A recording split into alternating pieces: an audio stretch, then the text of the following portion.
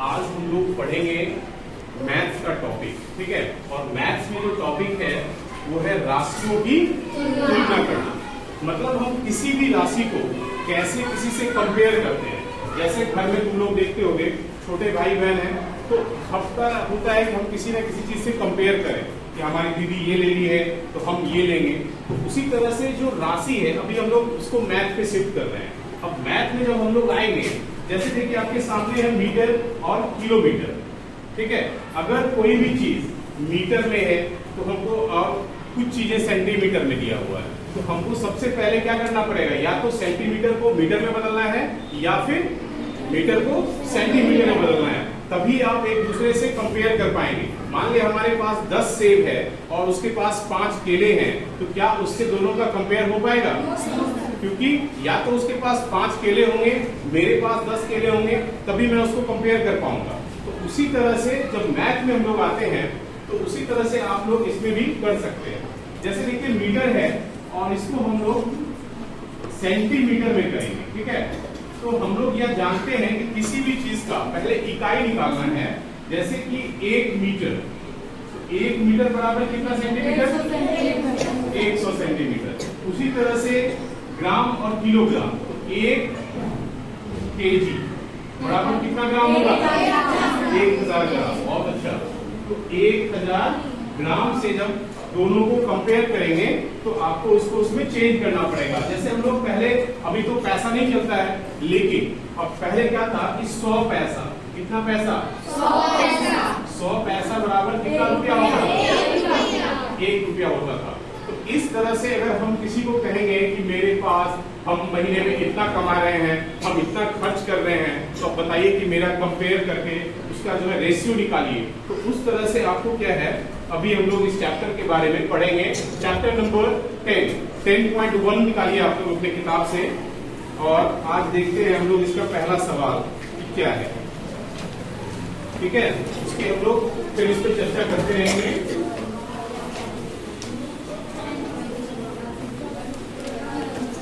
और देखिए, सबसे दुनिया का अगर मजेदार सब्जेक्ट है तो वो मैथ है।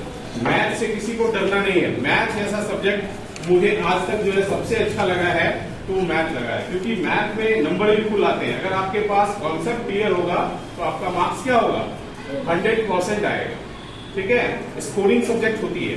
तो देखिए, जैसे सबसे पहला क्वेश्चन मैं देख रहा हूं, उसमें कह रहा है अनुपात निकालिए, ठीक है। तो अनुपात हम लोग तभी निकालते हैं जब दो एक दूसरे का कंपेयर करते हैं। तो जैसे अनुपात याद कीजिए,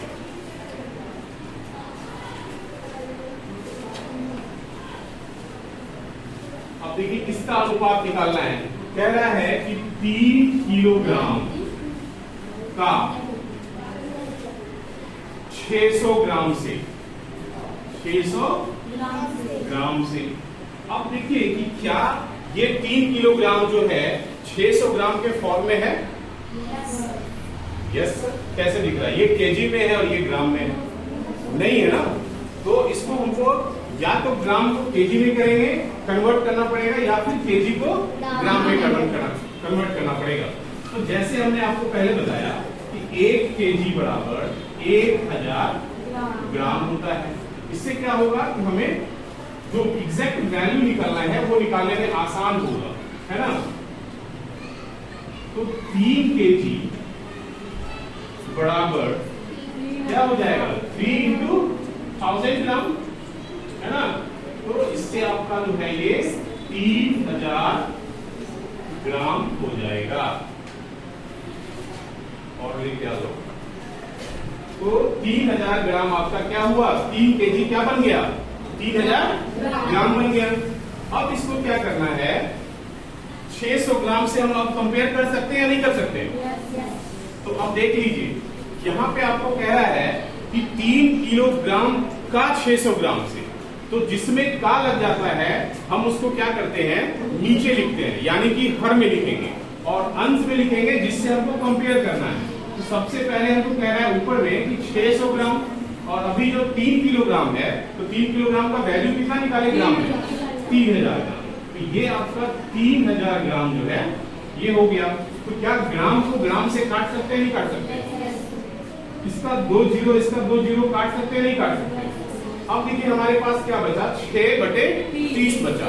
हम या तो 6/30 भी लिख सकते हैं, लेकिन जब भी हम कोशिश करते हैं सबसे शॉर्ट फॉर्म लिखना। तो अगर हम 6 को 30 से काटें तो क्या 5 बार में कटेगा? तो अब यहाँ पे क्या बचा, 1/6 बचा।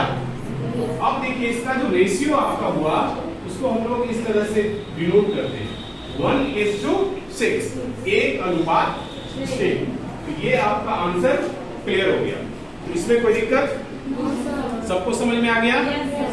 अब देखिए एक और सवाल बताता हूँ, उसके बाद आप लोग होमवर्क में लिख लीजिएगा, फिर मैं दूसरी टाइप का सवाल बताऊंगा, ठीक है? इसी का एक और कैटेगरी बता रहे हैं।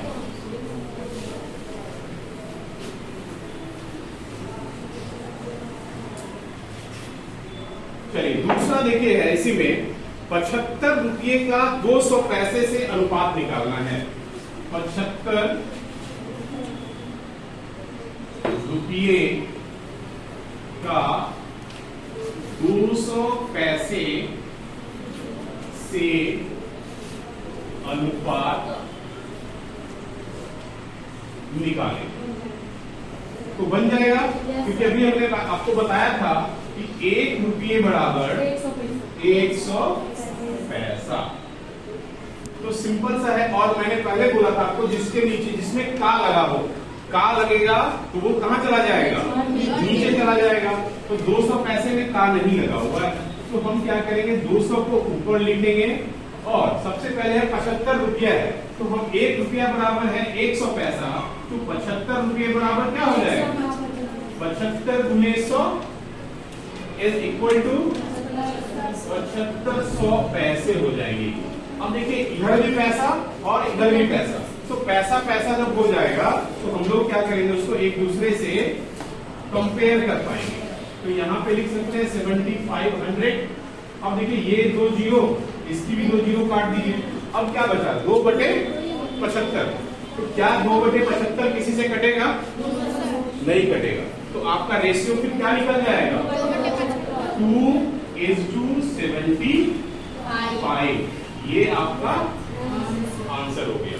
अब जो है बाकी जो इसका सवाल है इस पैटर्न से, अब आप वो लोग होमवर्क में बना लीजिएगा, ठीक है?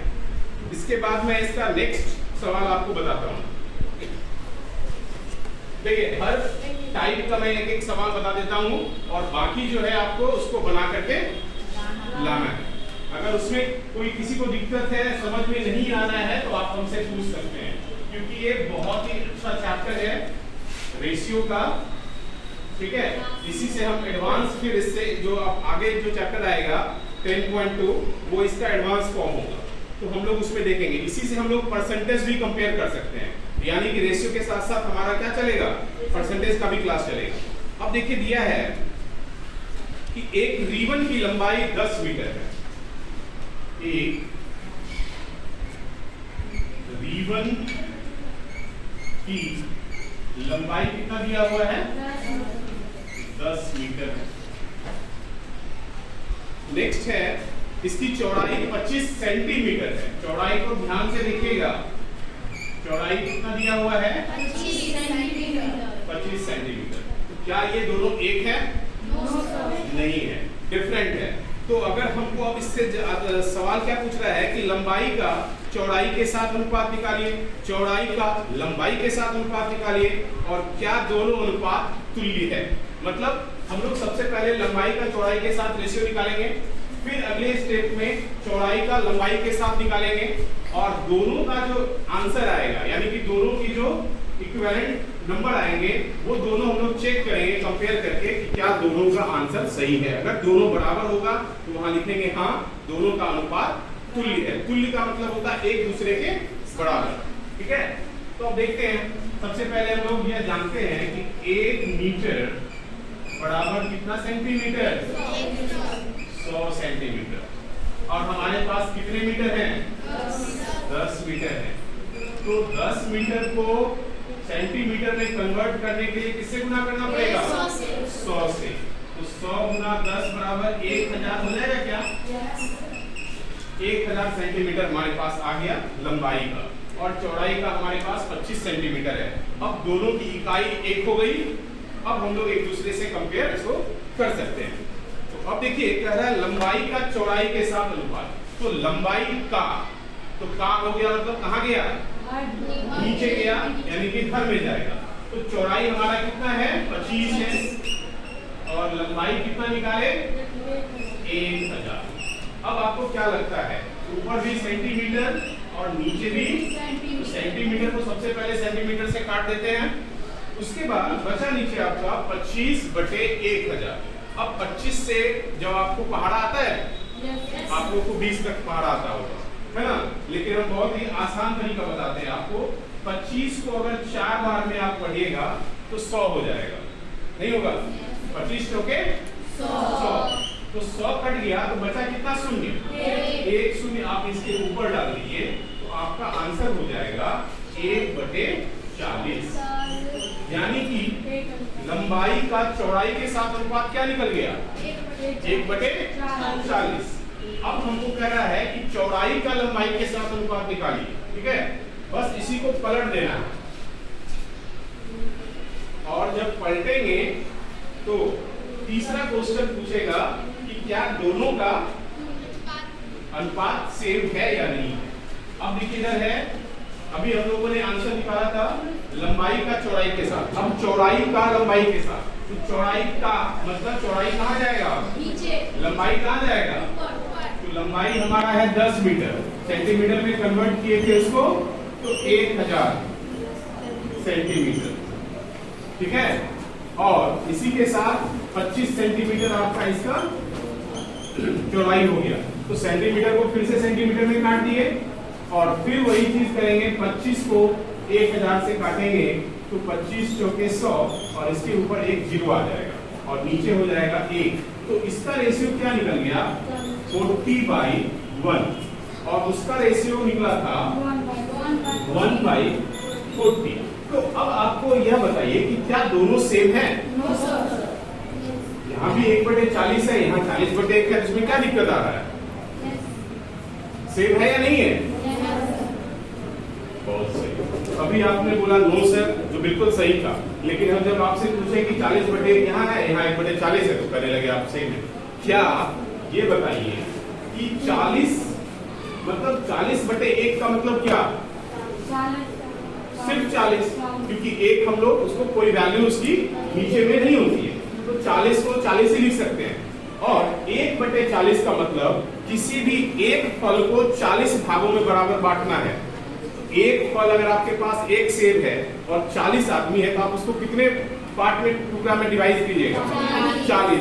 तो क्या सबको, और यहाँ पर जो है 40 आदमी को एक एक फल मिलेगा, कितना फल मिलेगा, पूरा एक जो है समूचा फल 40 आदमी को मिल गया, और यहाँ एक फल 40 भागों में बांटा गया है, तो क्या सबको समान होगा, तो आपका आंसर होगा नहीं। Is 40/1 is does not equal to 1/40। तो आप लिखेंगे कि नहीं, इस दोनों का अनुपात जो है समान नहीं है। Is that clear? Yes sir. चलिए अब नेक्स्ट सवाल हम लोग आते हैं। सवाल सब समझ में आ रहा ना? Yes sir. कोई दिक्कत? No sir. अब देखिए एक नेक्स्ट टाइप का आपका सवाल है, यह भी बहुत ही अच्छा सवाल है।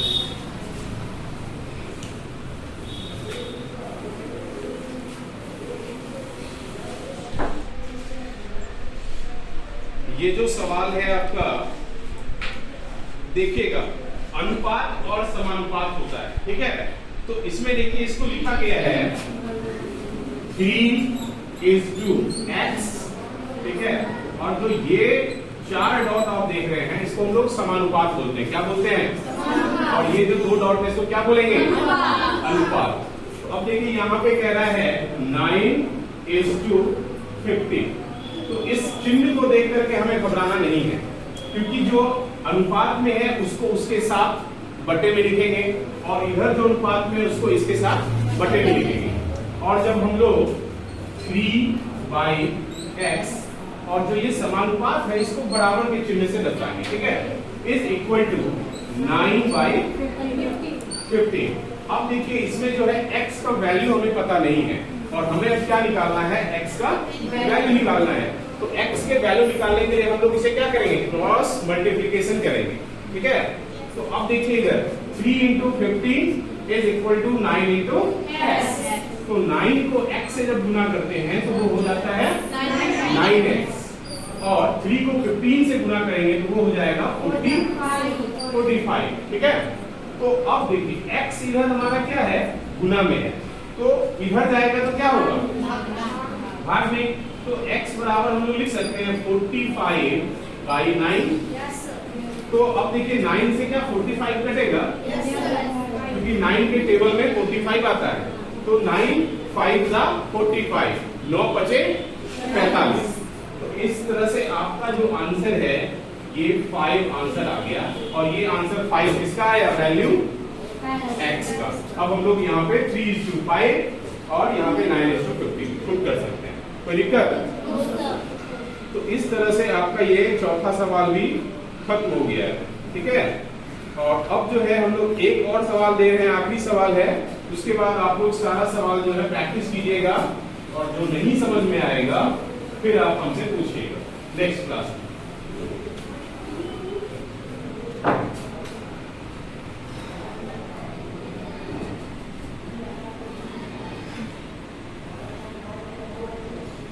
देखिए कह रहा है एक मकान का 4 माह का किराया, यानी कि अगर सपोज दैट ये देखिए ये क्या है आपका, ये क्या हो गया, मकान हो गया। हम लोग कहाँ रहते हैं, मकान में रहते हैं। तो क्या यह जरूरी है कि सबको अपना ही मकान मिलता है।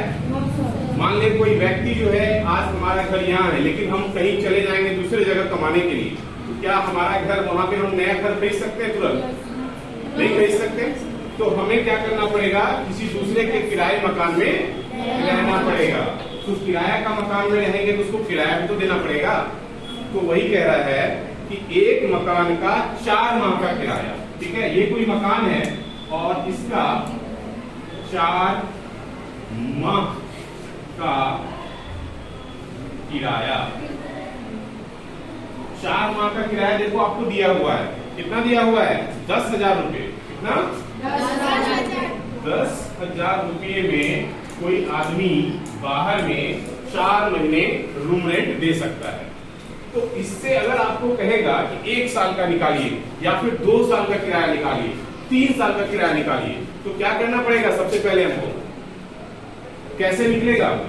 अगर हम 4 महीने का किराया आपके सामने है और हमको बोल रहा है कि 12 महीने का किराया निकालिए, या फिर 1 साल का किराया निकालिए, क्योंकि 12 महीने 1 साल में कितने महीने, 12 महीने। तो अब बताइए कि हमको 1 वर्ष का किराया कैसे निकलेगा।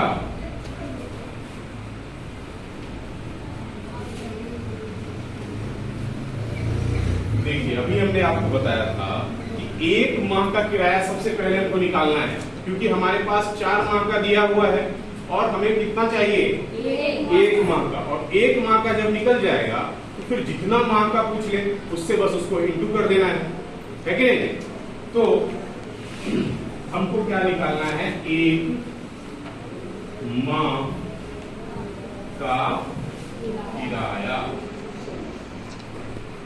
4 माह का वैल्यू कितना दिया हुआ है, 10,000, और 10,000 को यदि हम 4 से डिवाइड कर दें, क्या हमें 1 माह का किराया नहीं आ जाएगा। तो 10 को 4 से आप डिवाइड कर दीजिए 10,000 को। तो देखिए 4 से हमने उस समय भी बताया था कि 4 से 25 बार में 100 कट जाएगा, और उसके बाद कितना शून्य बचेगा इसमें, 2। तो यानी कि 1 माह का किराया आपका निकल गया 2,500 रुपया, यानी कि 2,500 रुपया। अब जितना महीना का जितना मर्जी उसको पूछ ले, 12 महीना, 36 महीना, 48 महीना, 15 महीना, 10 महीना, बस उसको 1 महीने से उसको गुना कर देना है, ठीक है। तो हमें पूछ रहा था 1 वर्ष का किराया। तो 1 वर्ष में कितना महीना, 12। तो 12 इंटू 2,500 अगर हम गुना कर देंगे तो क्या इसका आंसर नहीं निकल जाएगा। तो ये बताइए कि कितना निकलेगा, 25 को 1200 से गुना कर दीजिए, 2500 को 1200 12 से गुना करके हमको बताइए।